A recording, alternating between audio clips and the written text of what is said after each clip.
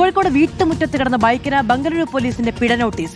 Vengeri east തണ്ണിപ്പന്തൽ സ്വദേശി K Rajith രാജന്റെ ഉടമസ്ഥതയിലുള്ള ബൈക്കിലാണ് അമിത വേഗതയിൽ ഓടിയെന്ന പേരിൽ ബംഗളൂരു ട്രാഫിക് പോലീസ് 500 രൂപയുടെ പിഴ നോട്ടീസ് അയച്ചത്. ഇതുവരെ ബംഗളൂരു നഗരത്തിൽ കൊണ്ടുപോകാത്ത ബൈക്കിനാണ് 500 രൂപ പിഴയിട്ടത്. നോട്ടീസിലെ QR കോഡ് സ്കാൻ ചെയ്തപ്പോഴാണ് ഞെട്ടിക്കുന്ന വിവരം രജിത് തിരിച്ചറിഞ്ഞത്. കോഴിക്കോട് നിന്ന് സിനോജ് തോമസ് തയ്യാറാക്കിയ റിപ്പോർട്ട് കാണാം. KL58H6236 ഈ വാഹനം വാങ്ങിയ ശേഷം കോഴിക്കോട് ജില്ല വിട്ട് പുറത്തേക്ക് പോയിട്ടില്ല.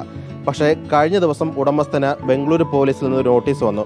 ബംഗളൂരു നഗരത്തിലൂടെ അമിത വേഗതയിൽ ഈ വാഹനം ഓടിയെന്നാണ് ആ നോട്ടീസിൽ പറയുന്നത്. 500 രൂപയാണ് പിഴ.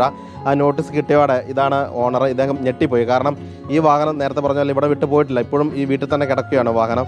എന്താ സംഭവിച്ച് ഞെട്ടിപ്പോയി നോട്ടീസ് കിട്ടിയപ്പോൾ? അതെ ഞെട്ടിപ്പോയി. യാതൊരു ഐഡിയയും കിട്ടുന്നില്ല, എന്താ സംഭവിച്ചതെന്ന് മനസ്സിലാവുന്നില്ല. ഈ കഴിഞ്ഞ ജനുവരി 16 ഗതാഗതം ലംഘിച്ചെന്ന് വയലേഷൻ പറഞ്ഞുകൊണ്ട് ഒരു നോട്ടീസ് കിട്ടുന്നത്. നോട്ടീസ് കിട്ടാൻ തന്നെ വൈകിട്ടുണ്ടല്ലോ, ഇതിനകത്ത് കഴിഞ്ഞ ദിവസം കിട്ടി. അതെ മാർച്ച് 24 ഇവർ അയച്ചെന്ന് പറയുന്നു, പക്ഷേ കിട്ടുന്നത് കഴിഞ്ഞ ശനിയാഴ്ചയാണ്. പക്ഷേ കഴിഞ്ഞ ദിവസം വരെ ഇത് സ്കാൻ ചെയ്ത് നോക്കിയ സമയത്തും 80 രൂപ അത് ഫൈൻ കാണുന്നില്ല. ഇതിനകത്തുള്ള QR കോഡിന് അത് സ്കാൻ ചെയ്ത് നോക്കുമ്പം പരാതി അതിൻ്റെ അതൊന്നും കാണുന്നില്ല, എററായിരുന്നു കാണിച്ചു. പക്ഷേ ഇന്നിപ്പോൾ സ്കാൻ ചെയ്ത് നോക്കുന്ന സമയത്ത് അത് വേറൊരു സ്കൂട്ടറിൽ 2 പേര് യാത്ര ചെയ്യുന്നത് കാണുന്നുണ്ട്. ഇതേ നമ്പറിൽ വേറെ 2 പേര് കാണുന്ന ഒരു ഫോട്ടോ അതിൻ്റെ അകത്തുണ്ട്.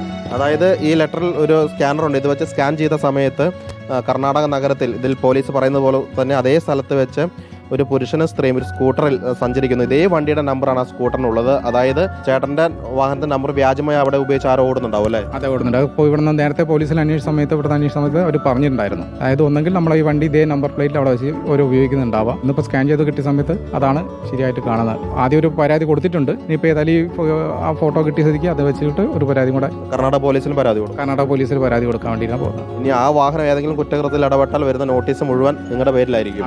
അതെ അതിപ്പം അങ്ങനത്തെ ഒരു മുമ്പിൽ കാണണമല്ലോ. അവരെന്ത് ചെയ്തു കഴിഞ്ഞാലും അതിന്റെ ബാധ്യതയെല്ലാം എൻ്റെ മുകളിലേക്കാണല്ലോ വരുന്നത്. ഏതായാലും ഇത് ബൈക്കാണ്. കർണാടകയിൽ ഈ ബൈക്കിന്റെ വ്യാജ നമ്പറിൽ ഓടുന്നത് സ്കൂട്ടറാണ്. എങ്കിൽ കൂടി ആ സ്കൂട്ടർ ഏതെങ്കിലും ഒരു ക്രിമിനൽ ആക്ടിവിറ്റിയിൽ ഏർപ്പെട്ട് കഴിഞ്ഞാൽ കുടുങ്ങുന്നത് ഇദ്ദേഹമായിരിക്കും. ഏതായാലും കർണാടക പോലീസിനെ ബന്ധപ്പെടാനും പരാതി നൽകാനും ഒരുങ്ങുകയാണ് രജിത്ത്.